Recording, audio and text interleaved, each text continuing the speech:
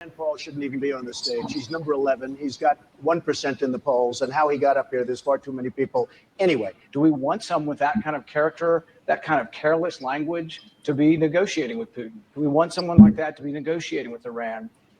I think really there's a sophomore quality that is entertaining about Mr. Trump, but I am worried. I'm very concerned about having him in charge of the nuclear weapons, because I think his response, his visceral response to attack people on their appearance, short, tall, fat, ugly. My goodness, that happened in junior high. Are we not way above that? Would we not all be worried to have someone like that in charge of the nuclear arsenal? Mr. Trump. I never attacked him on his look, and believe me, there's plenty of subject matter right there. That I can tell you. But Jake, I want to give Mr. Trump.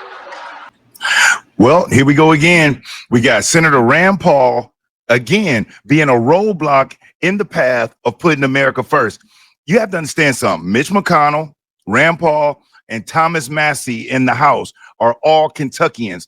And Rand Paul and Thomas Massie are loyal to Mitch McConnell. He is their ruler, their supreme being, regardless of putting America first or regardless of what their constituents want. If Mitch McConnell, who we know has an issue with President Trump, where the two don't get along. Why is that? Because President Trump no longer is allowing the traditional status quo of these rhinos who talk a big game in front of the American people, but behind closed doors are making sweetheart deals and more so siding with the Democrat Party to fatten their pockets, while our taxpayer dollars are sent off doing all types of crazy stuff. The one thing I'll give Mitch McConnell credit for was his ability to set the Supreme Court up where we had more conservative judges. He did do that. That is one positive thing he's done that has saved this country. The fact that we have a conservative Supreme Court with all the craziness that the Democrat Party has tried to shove down the people's throat, knowing that we had a whole bunch of Ketanji Brown Jacksons or Ruth Bader Ginsburgs, we'd be screwed.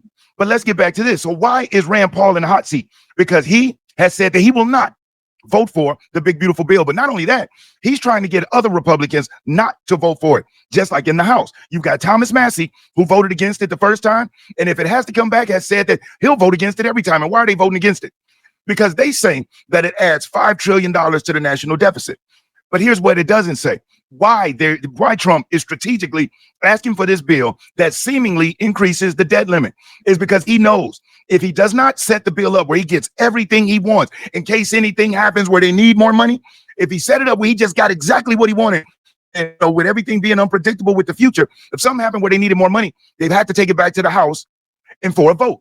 And guess what? If something crazy happens in the midterms and by some weird thing, the Democrat Party took back the House, you and I both know any bill that's sent through that President Trump wants done will never make it anywhere. So what is he doing? Strategically setting it up with almost like a worst case scenario where we got permanent tax cuts, no tax on tips, no tax on Social Security, a whole bunch of border security, defense. Everything is wrapped up in there to make sure that we're good as we work on cutting the deficit. Because one thing they're not talking about the big, beautiful bill does, it actually decreases the deficit by $1.3 trillion. And you might say, well, how does it do that if they're extending the debt ceiling? The only thing they're doing with that debt ceiling is just setting it up where in the event some unforeseen situation comes up that does require more money allocation, it doesn't have to go back through the House and go back through the Senate.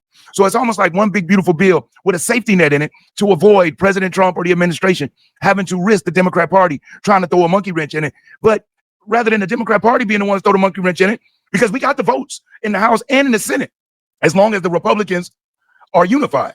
So with Rand Paul already saying a no vote in the Senate, can we still get it through? Yes. But the influence that he's having by trying to peel other people to side with him is destructive. So let's get off into this. Because in this video, not only am I going to show you what Rand Paul's doing, I'm going to show you what President Trump had to say about it. It was hilarious. Trump snaps at GOP Senator Rand Paul for opposing the big, beautiful bill. Rand Paul's ideas are actually crazy. And in that first clip, what that is, that's actually the reason, one of the reasons outside of Mitch McConnell, why Rand Paul will vote no on everything Trump does. Because we saw how Trump made him look like a fool during the debates of 2016, and that pretty much ended Rand Paul's presidential bids. And there's no way in HE double hockey sticks he ever has a chance of running for or being president ever again, especially with the stuff that he's been doing lately. So let's get into this. President Trump rounded on Senator Rand Paul over the Republican lawmakers' opposition to the House-passed One Big Beautiful Bill Act due to its impact on the debt. Rand Paul votes no on everything, but has never had any practical or constructive ideas. Trump growls Tuesday on Truth Social. His ideas are actually crazy. losers. The people of Kentucky can't stand him. This is a big growth bill. In an earlier post, Trump, who's 78, had complained that Paul has very little understanding of the BBB, the big beautiful bill, especially the tremendous growth that is coming. He loves voting no on everything. He thinks it's good politics, but it's not. The BBB, the big beautiful bill, is a winner. Paul, Republican Kentucky, Trump's former 2016 primary foe and a critic of the president's tariff policies, was unmoved by the attack. I want to see the tax cuts made permanent, but I also want to see the $5 trillion new debt removed from the bill. The 62-year-old wrote on X shortly after Trump's swipe. At least 4 of us in the Senate feel this way. See what he's doing? That's the pose. He said, I want to see the tax cuts made permanent, but also want to see the $5 trillion in new debt removed from the bill. At least 4 of us in the Senate feel this way. Senator Ron Johnson from Wisconsin and Rick Scott of Florida have all publicly raised concerns about the debt ceiling extension as well. The identity of the 4th senator Paul referenced was not immediately clear. Smart. The House-passed version of the bill hikes the nation's debt limit by $4 trillion, while a blueprint passed by the Senate earlier this year calls for a $5 trillion increase. The math doesn't add up. I'm not supporting a bill that increases the debt by $5 trillion. I refuse to support maintaining Biden spending levels, Paul added on X. The government is not expected to bump against the debt ceiling, the so-called X date, until August, according to the latest estimates from the Treasury.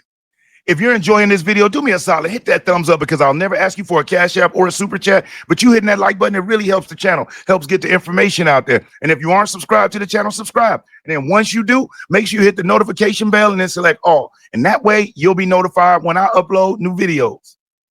Paul has previously indicated that he could support the One Big Beautiful Bill Act if the debt limit provision gets cut out, noting that he's pretty much open to compromise on everything else in the bill. Trump and GOP leadership have been adamant about including a debt limit increase in the One Big Beautiful Bill Act in order to avoid a messy showdown with Democrats, like I was talking about. Without an increase, the U.S. will be at risk of defaulting on its $36 trillion national debt. Separate from the debt ceiling, multiple projections say the One Big Beautiful Bill Act will add somewhere between $3 trillion and $4 trillion to the federal budget deficit over a 10-year period. The White House and GOP leadership have tried to counter by arguing that the extension of key provisions in the 2017 Tax Cuts and Jobs Act, many of which are set to expire by the end of the year, should be thought of as permanent. And therefore, because of the spending cuts tacked on, the mega bill is deficit reducing. The legislative bundle includes more than $1.5 trillion of spending cuts over the next decade. Republicans have a 53-47 majority in the upper chamber, and Senate Majority Leader John Thune has teased plans to make additional business tax cuts permanent in the package and find additional savings. Assuming those modifications are approved, the House will have to vote on the bill again before sending it to the president. GOP leaders in both chambers have expressed optimism that Trump will be able to sign the bill by July 4th holiday. So what's happening in the Senate is they're adding amendments to it, and they're trying to put certain provisions in it that are more attractive to big business, all across the board. And we have to make sure that it is some compromise, but what should not be compromised is every Republican being on board to vote it through, because we know if the shoe is on the other foot and the Democrats were in leadership, right, wrong, or indifferent, their solidarity is going to get it through. And we know that President Trump isn't somebody setting things up to hurt the country. It's not like it's a Joe Biden who's brainless and is not even running it, and we have no idea whose intentions or what things are happening. Everything President Trump ran on is what he's doing. Everything within the bill, and this has been the most transparent administration ever. And so there's no guessing about it. And what they're doing is, you'll see the media talking about how Elon Musk said that, he didn't like the fact that the bill was going to add to the deficit. And again, what Elon, who he didn't even say that, and the media is running with what he's saying is that with all of the cuts that Doge did, he doesn't want to feel like all of that work went in vain. And then once he understood and got with President Trump and realizes that the debt ceiling increase, again, is just a safety net. It's almost like one of those under promise and over deliver. Because again, if he does not get the increase, if President Trump did not get the increase, and you know how these Democrat extremists are, and they got strategic people set up in all types of industries, anything could happen that could come up that would require the United States to need more money. And the Democrats will fight it regardless of what it'll do to the country, just to make Trump look bad. They don't care about helping us. As a matter of fact, Jasmine Crotchet just recently did an interview, and they asked her, hey, listen, because she's trying to become the chairwoman of the House Oversight Committee, which a Democrat has not been. She said, if she got that leadership position, they said, what's the first thing you'll do for America? She said, impeach President Trump. While we have a 4-year low inflation, the border is secure, crime is down, Trump's numbers are soaring, while the Democrat Party and the new CNN poll within their own party, only a third, like 30%, believe that they got strong leadership and doing a good job, and 16% actually believe in them getting things done. So, but you see where the focus is. It's not on the people. It's on retribution. So let's get into this post here, this clip of Rand Paul trying to explain why he's not supporting the bill. One of the senators who opposed this spending bill was called out by President Trump in a post on Truth Social. The president wrote, Rand Paul has very little understanding of the big, beautiful bill, especially the tremendous growth that is coming. He loves voting no on everything. He thinks it's good politics, but it's not. The big, beautiful bill is a big winner. So now let's hear from the senator himself. Joining me now is Kentucky Senator Rand Paul. Senator, thanks for being with me here today. First, I'd love to just get your response to the president. Well, I'm guessing that when I voted no on both impeachments, that the president wasn't happy with me loving to vote no. I'm guessing when I voted yes for most every member of his cabinet except for one, he probably wasn't unhappy with that either. What I would say is we have a disagreement, and we can still be friends, and I've told him this too. We can still be friends and have a disagreement.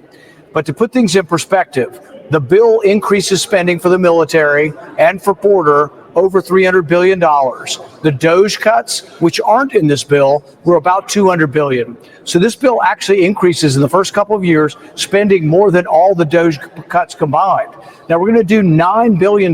That's very small. It's a rounding error. I'm for it. I think Elon's done a great job. $9 billion is a pittance, but I'm for it. I absolutely am for cutting the $9 billion. But I fear, I fear we might not have the votes to cut the $9 billion. If we don't, I suggest people grab their pitchforks, figuratively, and march on Washington. If Republicans cannot cut $9 billion, we've got a problem with Republicans. If you don't have the votes for $9 billion, we've got a real problem because we're talking about much bigger problems and bigger numbers.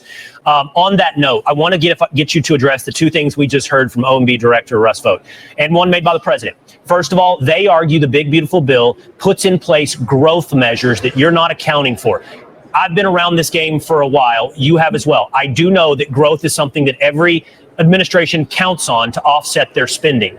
But do you not think the president has a point with deregulation and tax cuts that we could see real growth that actually helps not jack up the deficit as is accounted for? I actually do. And this is where I think the president and I are talking past each other. I accept the growth arguments. I actually accept that cutting taxes can grow revenue. I believe it happened under Reagan. I believe it happened under the first Trump term. And I supported the tax cuts in the first term. I still support them. I support making them permanent. And I do believe they will bring in more revenue than the CBO projects.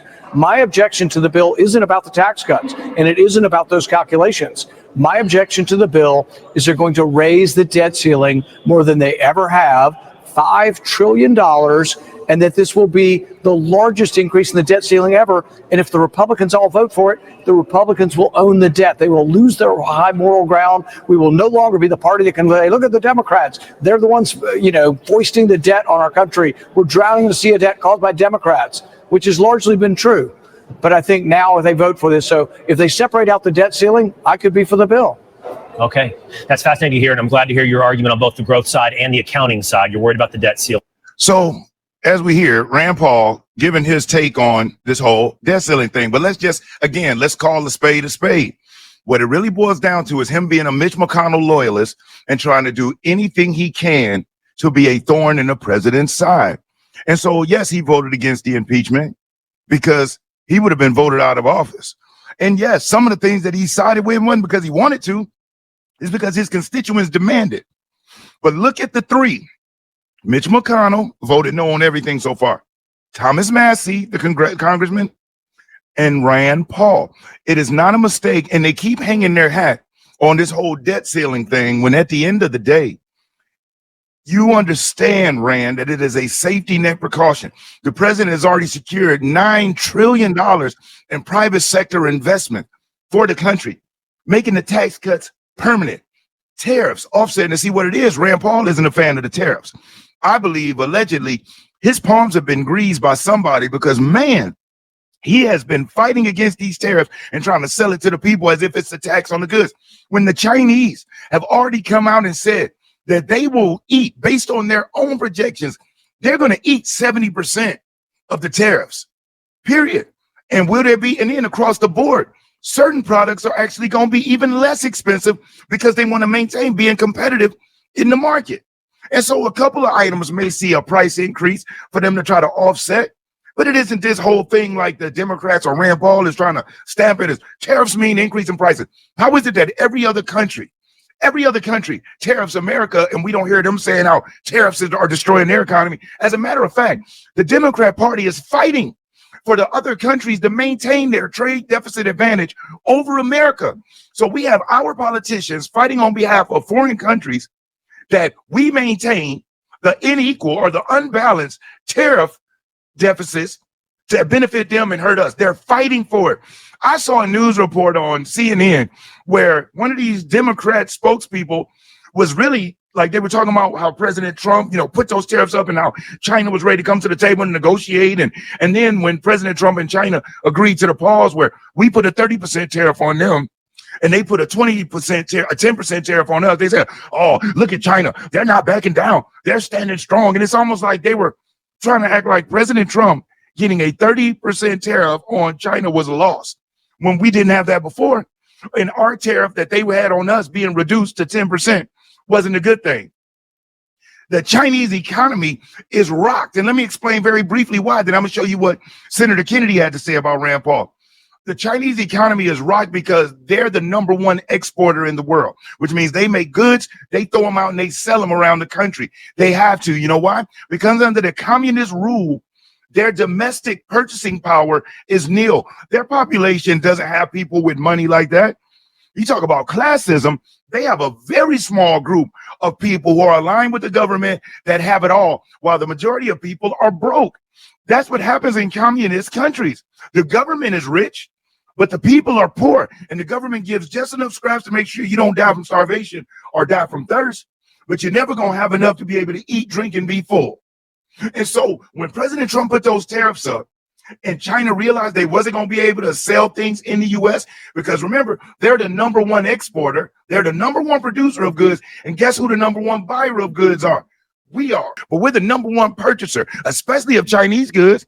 So if the #1 supplier couldn't do business with the #1 buyer, and other countries were looking at how we were doing things and were saying, whoa, we can't let China come in since the United States cut them off. What is China going to do with them goods? Flood those other country markets. So now you have homegrown companies in other countries that can't compete with the Chinese prices, and they would put their domestic businesses out of business, domestic companies out of business, because the Chinese have flooded their markets. And people are over that. So they're like, nope, China, no, we're going to stay back too. So then what happened is China can't say, you know what, we're not selling anybody else. We only going to sell at home like America can. We have producers and companies that can compete as far as on the quality of goods with China or with anybody. Well, what we couldn't compete with is the pricing, because in China, they can force their citizens to work for meals. They can force them to work for housing, not pay them anything or pay them pennies on the dollar. Where in America, we're not going to do that. You have to get a fair wage or whatever the wage is set for. Not fair, but you know what I mean? And depending on the skill level of the job, it does have to be a fair wage. Long story short, though, domestically, our citizens can afford to purchase the goods. So at the end of the day, this is all about this little infighting thing or them way of trying to play get back. But I tell you what, Rand Paul gonna find himself being voted out, and Thomas Massey, because you're messing with America First and the MAGA movement, staying loyal to Mitch. But at the same time, what about your constituents? What about us? We want the bill to go through, and we voted for who we want as our leader, and it ain't you, brother. So let's check out what Senator John Kennedy, who is always good for a laugh and some funny one-liners. Let's see what he had to say, the old Cajun. If I were Senator Thune, though, I would give us a time limit. This bill's not like wine. It doesn't get better with age. We've got to wrap this up in about the next 60 days, and probably the president will have to get involved. It won't be unanimous on our side. Senator Paul, who I respect, Rand's not going to vote for anything ever. I mean, he's just not. And so you just got to throw that one away. If I were Senator Thune. So you heard it there. Even Senator Kennedy knows Rand is not going to vote for anything. He's just not. So what you gonna do? But hey, listen, it is what it is, you know, but we're gonna get this thing through. But you need to know we got Rand Paul, we got Thomas Massey, we got Mitch McConnell. So when Rand is talking about the four, he's talking about himself and Mitch for sure. And then we got Rick Scott from Florida. And I assure you, I'm all over that as far as with my emails and a few of the people that I know that are making moves to push him to make sure. And he didn't say he's against it. He just said that he had some concerns. But I assure you, Rick Scott is going to go in line lockstep. Rand Paul, he's not going to have a choice, or he's just going to be that lone individual. And we'll remember you when the midterms come, Rand. So, but if you've hung out with me to this point, I really do appreciate it. And if you haven't already, hit that like button. If you aren't subscribed to the channel, subscribe. Leave a comment. Tell me what you think. Most importantly, I want you to be safe and you stay great. I'm Brian Maxwell saying I look forward to seeing you at the top. Over and out, y'all.